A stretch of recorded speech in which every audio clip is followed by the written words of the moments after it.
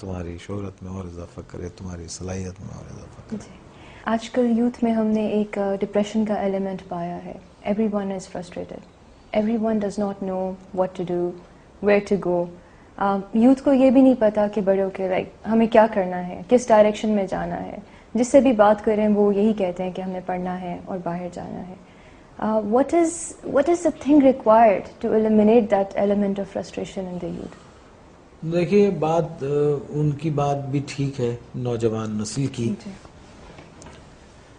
کہ ماں باپ اتنا سب پیسہ لگاتے ہیں، اتنا سب کچھ کرتے ہیں. کس لیے سب کرتے ہیں؟ اس لیے کرتے ہیں کہ ان کی اولاد پڑھے لکھے، زندگی میں کوئی مقام حاصل کرے، کچھ کام کرے. اور اسی طرح سے پھر اس کی آنے والی نسل اس کو دیکھے اور اس کو اپنا رول ماڈل بنائے.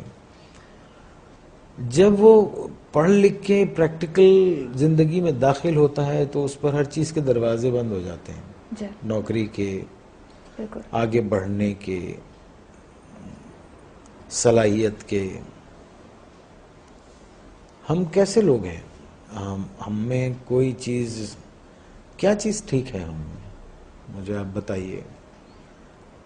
یعنی مجھے یہ کہتے ہوئے اچھا تو نہیں لگتا کیونکہ میں اس ملک کا ایک رہنے والا ہوں، لیکن میں اس لیے کہوں گا کہ مجھے اس ملک سے بہت محبت ہے.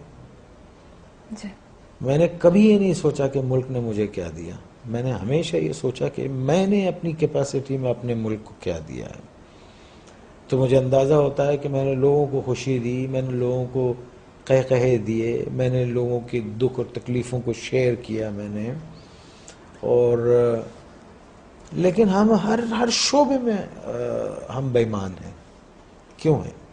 تعلیم کا شعبہ، اس میں سفارش اور سیاست ہے، سیاست کے اندر سیاست ہے، اور رشوت ہم لیتے ہیں، بے ایمانی ہم کرتے ہیں، جھوٹ ہم بولتے ہیں، دوسروں کو تکلیف ہم دیتے ہیں، دوسروں کے مالوں پہ قبضہ کر لیتے ہیں، یتیموں کا مال کھا جاتے ہیں، غریبوں کو تکلیف دیتے ہیں، مسکین مسافر محتاجوں کو ان کا حق نہیں دیتے، کسی کی مدد نہیں کرتے، اپنے لیے سب جمع کر کے رکھتے ہیں، اپنے سے آگے نہیں سوچتے.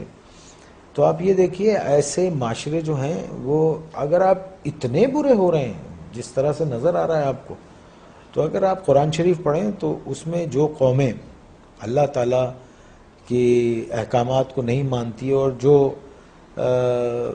ان سب چیزوں میں نافرمانی میں جب بہت آگے چلی جاتی ہے تو اللہ نے کہا ہے میں ایسی قوم کو تباہ کر دیتا ہوں اور پھر ان کی جگہ دوسرے لوگ لے آتا ہوں. اللہ کہتا ہے کہ میرے لیے یہ کام کوئی مشکل نہیں ہے. تو ہم کو اپنے آپ پہ جو لکھ پتی ہے وہ کروڑ پتی ہونا چاہتا ہے، جو کروڑ پتی ہے وہ اربوں پتی ہونا چاہتا ہے، جو اربوں پتی ہے وہ اس سے زیادہ پیسے والا ہونا چاہتا ہے. یہ تو پوری دنیا میں ہو رہا ہے. نہیں، پوری دنیا میں ایک سلیقے اور ایک طریقے سے ہو رہا ہے. ٹھیک ہے. ایک آدمی جس کی تنخواہ 12,000 روپے مہینہ ہے، اس کے گھر کے اخراجات 80,000 روپے کے ہیں. یہ کون سی سائنس ہے آپ مجھے بتائیے کہ وہ اس کو پورا کرتی ہوگی؟ اور یہاں 60% لوگ ایسے ہیں جن کی تنخواہیں اتنی ہیں، لمیٹڈ ہیں، اور ان کے اخراجات جو ہیں. تو پھر کیا کرتے ہیں آپ؟ شارٹ کٹس مارتے ہیں، شارٹ کٹس مارتے ہیں. اور ایک بات یاد رکھیے، دیکھیے اگر آپ نے اپنی اولاد کو حرام کھلایا نا، حرام، بے ایمانی، چوری چکاری، ان سب چیزوں سے، لوٹ کے یہ سب چیزوں سے کھلایا، تو وہ آپ کے پاس وہ سارا ویسے ہی نکل جائے گا. آپ دیکھیے کبھی جمع کر کے نہیں رکھ سکتا وہ. اگر اس کے پاس رہے گا، جمع بھی ہوتا ہے، تو ایک ڈیزاسٹر ہوگا اور سب ختم ہو جائے گا. تو ہم کو ٹھیک ہونا چاہیے. ہم انسان ہیں، جانور نہیں ہیں. ہم کو صحیح ہونا چاہیے. ہم کو اس لیے دنیا میں نہیں بھیجا ہے کہ ہم دوسرے کے حقوق ماریں، چھین لیں لوگوں کو. 1200 روپے 800 روپے کے ایک موبائل کے لیے ایک جان لے لیتے ہیں ہم.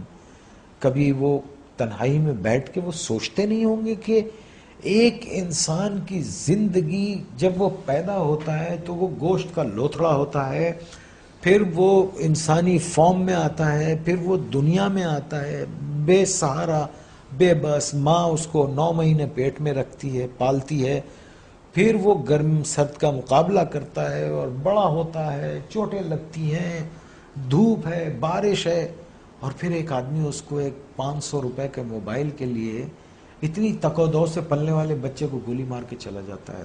اللہ استغفر اللہ. آپ مجھے بتائیے یہ کیا جنون ہے؟ میرے کیوں یہ پاس نہیں ہے. کیوں بھول گئے؟ دیکھیے نا کیوں بھول گئے ہیں کہ ایک دن اللہ نے کہا ہے نا قرآن میں کہ جاؤ گے کہاں تم؟ آؤ گے تو تم میرے پاس نا. اور پھر اللہ نے کہا ہے کہ میں تم کو سب بتا دوں گا کہ تم کیا کیا کرتے تھے. اور قرآن میں ہے کسی ایک بے گناہ انسان کا قتل، آئی کوٹ قرآن، کسی ایک بے گناہ انسان کا قتل ایسے ہے جیسے تم نے پوری انسانیت کو قتل کر دیا. اور ایک جگہ اللہ نے فرمایا اور اگر کسی ایک بے گناہ کی زندگی بچائی گویا تم نے پوری انسانیت کو بچا لیا.